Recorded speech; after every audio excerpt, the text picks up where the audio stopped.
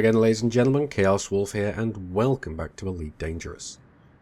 Now, it's that time again, it's ship review time. And this time, we are going to be taking a look at a very versatile ship. We are taking a look at the Asp.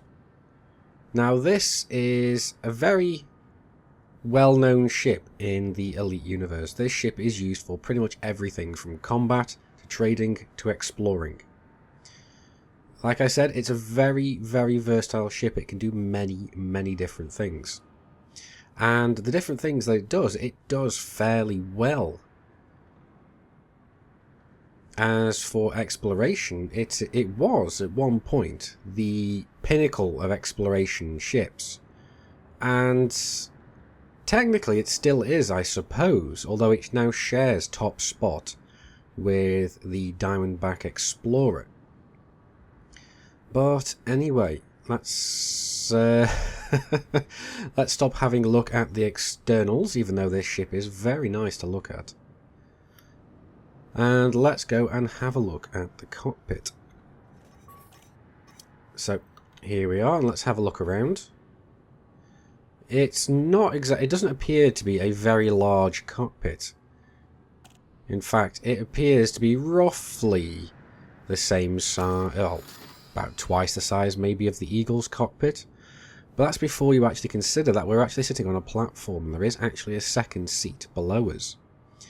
But as you can see, it does seem to be almost basically the typical Lakon cockpit. We've got the same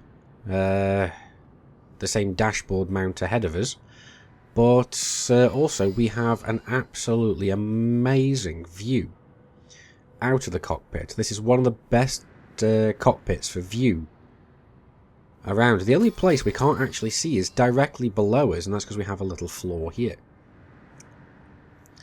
But this is a very great little cockpit, especially for when you're exploring, because it gives you a great sense of what's around you. And it's not just good for exploring, it's great for combat as well. But let's go and have a look at the stats of this ship and see how well it works.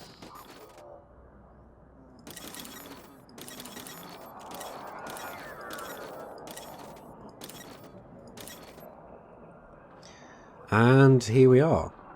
We have the Asp from Lakon Spaceways. Its top speed is 257 meters per second, so it's not the fastest, but it's certainly not the slowest either. Its boost speed is 350 meters per second, so again, it's kind of middle of the road. Its maneuverability is 6 out of 10, so it's kind of on par with the Viper and the Cobra, apparently, for maneuverability. But this is where things get interesting. Its standard frameshift drive jump range unladen is 13.12 light years, and fully laden is 12.7. So that's a higher jump range stock than most the Sun ships have fully upgraded, especially the the Federal dropship and the Federal gunship. But this ship's jump range is one of its best features. But let's go and have a look a little further. Its shields are 152, so they are not too bad, and armour is 378, so that's not too bad either. Hull mass 280, so it's not as heavy as certain ships. In fact, it's a lot lighter than the Federal dropship, and almost half the way to the Federal gunship. And as standard comes with 38 tons of cargo capacity. But we can quite easily multiply that many times over. We have 4 utility mounts, so we're not going to be needing to pick and choose too much about what utility mounts we take on there. We also have 4 small hardpoints and 2 medium hardpoints. So this ship has a great deal, well, a good deal more firepower than both the Viper and the Cobra. But it is more expensive than the Vulture, which has 2 large hardpoints. So that's one of the things that this ship's going to be compared to combat-wise, really is the Vulture. Now, I will say now that I do think the Vulture probably outshines this ship in the combat side of things, but the Vulture is designed primarily as a combat ship. The ASP here is by no means a dedicated combat ship. In fact, this is actually a dedicated all-purpose ship, pretty much. So it's pretty much jack of all trades, master of none. Although that's strictly not true, because it is actually a master of exploration. So let's go and have a look at the internals, and we actually have 2 Class 2 internals, 2 Class 3, 2 Class 5, and 1 Class 6 internals. So that is some good space inside this ship. So let's go and have a look into the outfitting department and see how we can actually upgrade this thing. So if we go into the internals, we have a Class 5 power plant, Class 5 thrusters, Class 5 frame shift, Class 4 life support and power distributor. We've also got Class 5 sensors. And as standard, we have a Class 5, which is a 32 capacity fuel tank, which makes long trips in this ship very doable, which is one of the reasons why this ship is so good at exploration. But I'm not going to be focusing on exploration at all in this video. What I am going to be doing is looking into the different builds of exploration ships in a separate series, as well as the trade capacities of different ships. But let's also have a look. Like I said, to start with, we have a Class 6 slot here, but it has a cargo slot in there. But so what we can do is actually swap the shield generator from the Class 5 housing down here and upgrade it to a Class 6 shield generator. So this ship can get some fairly decent shields out of it. And as you can see, we also have another Class 5, 3 Class 3s and 2 Class 2s. So this ship has a wealth of internal compartments. So it makes it very, very versatile. And if you remember, in my mining tutorial 2.0, I actually said that this ship was a very, very good mining ship. Not only can it strip mine asteroids extremely quickly, it can defend itself as well. And not only that, but with its excellent jump range, it can actually get to where it needs to go to sell its hull. But anyway, let's go back to the hard points. We'll first of all have a look at the small hard points, and these are all mounted below the cockpit. 2 of them are actually mounted either side of the cockpit's housing, but down at the bottom, because you can see here there's the lower seat in the second cockpit, and then we have 2 directly underneath that seat. But what we also have is 2 medium hard points, and these are above and to the sides of our seat where we sit. So that makes these very, very good for firing with fixed weapons if you want to use them for such. But what we're going to be doing here is we're actually just going to be fitting some standard weapons. So I am going to go and do that, and I will see you guys in a moment. Okay, so I've pretty much just filled out these hard points with the basic weapons. We've got 4 small pulse lasers, and we have 2 medium multi-cannons. Now, as I said, these are the most basic weapons that you can fit to this ship, really. And they are all gimbaled, but they are going to be nonetheless effective. Now, these are the most basic weapons that we can fit to the ship. I mean, we probably could have gone for some laser weapons in the medium mount as well, but considering that we're working with an E-rated ship, the power distributor is really not going to hold up to it. So what we're going to do is run with these kinetic weapons in the medium hardpoints, and I always do like the idea of having some kinetic weapons on a ship. Perhaps not always, but I do find that kinetic weapons are much better at damaging hulls. Well, it's not just that I find it, it is a known fact.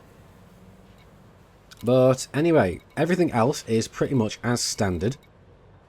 So let's get out and have a look at the acceleration, deceleration, and maneuverability of this ship. Okay, so we're now outside, and as always, what we're going to be doing is seeing how fast this thing accelerates, decelerates, and its maneuverability, well, its pitching speed. So, first of all, we have all pips into engines, so let's go from 0 to start.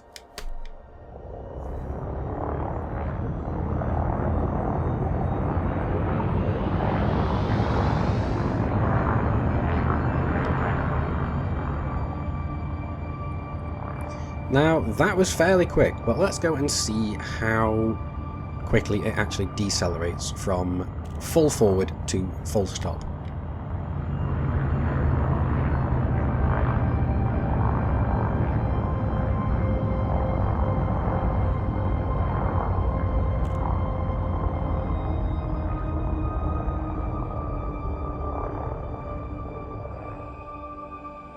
There we go, so it does seem that actually stopping is a little bit more of a challenge for this ship at the moment, at least with its stock thrusters, than actually getting going. But now it's time for a boost start.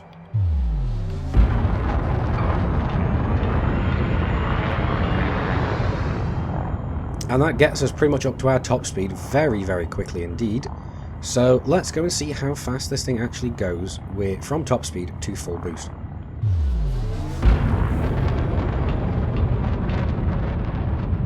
And just listen to that throaty growl. I really do like the the engine sounds from this ship. But anyway, let's go down to combat speed. And as you can see again here, we are taking a little bit of time to actually slow down, which is a bit surprising considering that you can see the rear thrusters are so large in this machine. But anyway, let's do a pitch test.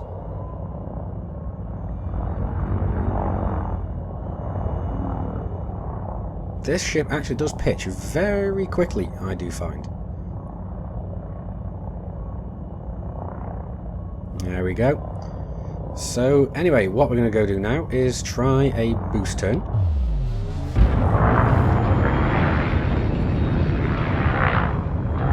And it's alright up to begin with, but then all of a sudden we can actually flip the ship around a little bit. But anyway, now it's time to go and see how well this thing fares in combat.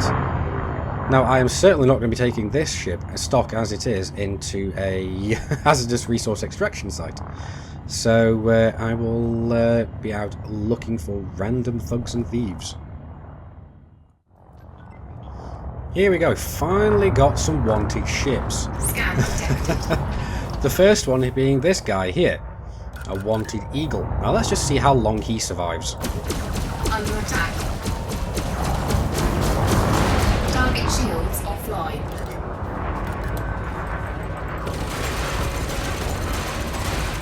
Not very. But now we have a Cobra. This is going to be a little bit more of a challenge. But is this guy wanted as well? I think he may be. Yes, he is.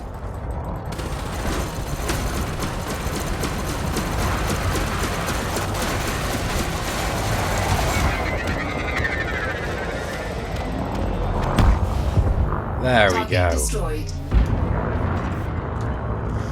Well, we've managed to find another wanted eagle. So, Scan yeah, detected. same as before. Under attack. Target shields offline.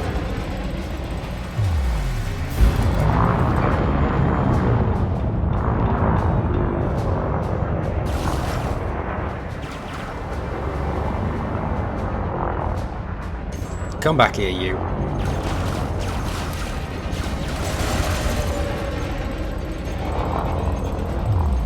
Let's get a bit of distance on him, shall we?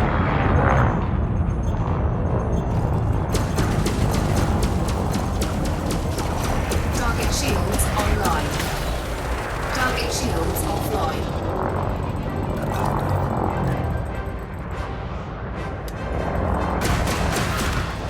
Well, that's him gone. We've got another one over here. But this is really kind of just showing how much faster you can actually kill these things with the firepower that this ship has. I mean, it's got the same two medium hardpoints that both the Viper and the Cobra have, but it has the added ability to take down shields much faster because it has twice the amount of small hardpoints. Well, let's see if this guy's wanted quickly. No, he's not. Well, being oh, this is going to be interesting. We're actually being interdicted by a wing of 3. Now, they are clean, so I am going to have to wait for them to attack me first. There we go. Well, let's see how well this ship actually flips. Hello, good sir.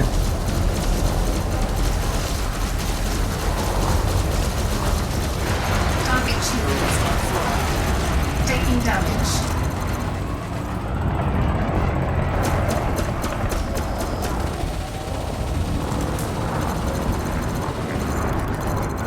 Under attack.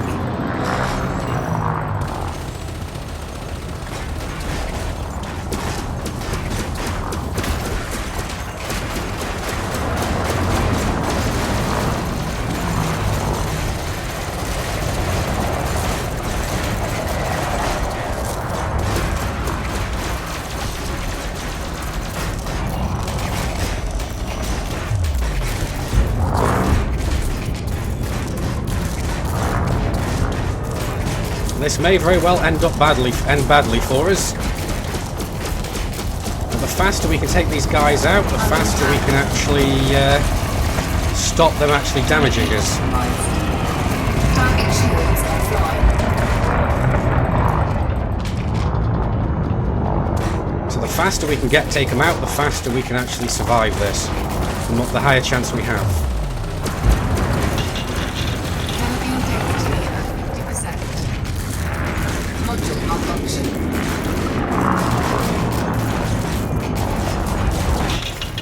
Canopy critical. Hull integrity critical.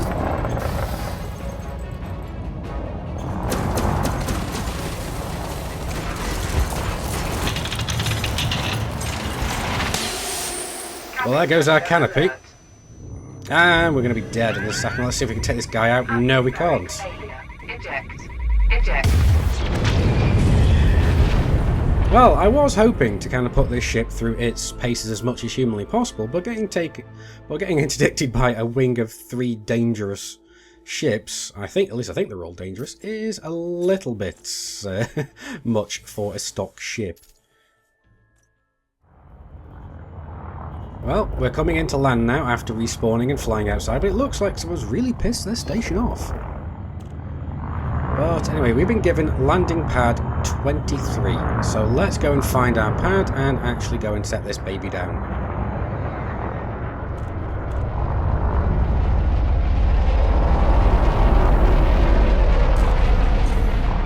Whoops, really should be careful more of where I'm actually docking, where I'm actually flying this thing, because I forget that it doesn't slow down as well as I'd like it to.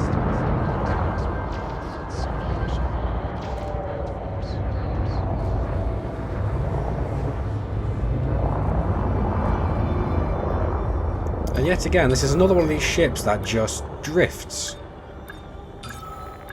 So I'm going to hold my downward thrust, release my downward thrust, and still be able to get down. Engines disengaged. But anyway, I imagine the question on everyone's lips is, what do I think of the Asp? Now, I can't really fairly call this a first impressions video because I have flown this ship a fair amount in the past. But this is what a stock ship pretty much, well, basically how well it holds up in combat. And as you saw, we can actually hold our own against Cobras, Vipers, Eagles, anything around about that caliber. Maybe we'd be finding it a little more difficult, well, a lot more difficult, coming across a Vulture or something of that magnitude of ship. But this ship is not designed primarily as a combat ship, so it's not surprising it would come off second best to a Vulture. But Asps, other Asps it can fairly well take out, Cobras, Adders, Vipers, anything of that kind of class of ship it can take out fairly easily. But most people that are going to be flying this ship won't be using it for its combat prowess. As I said, this ship does excel immensely at exploration. It also is a dab hand at the trading. But those are some videos for a different day. I am hoping that this video has actually proven useful in helping you decide whether or not you want to pick up this ship or not. If so, please do hit that like button, it really does help my channel out. And if you haven't already, come and join the Wolfpack by hitting that big subscribe button. You'll get notifications from whenever I release new videos. And if you're hungry for more Elite Dangerous content, go and check out my list of affiliated channels down the right. And until next time, Commanders, keep flying and stay shiny.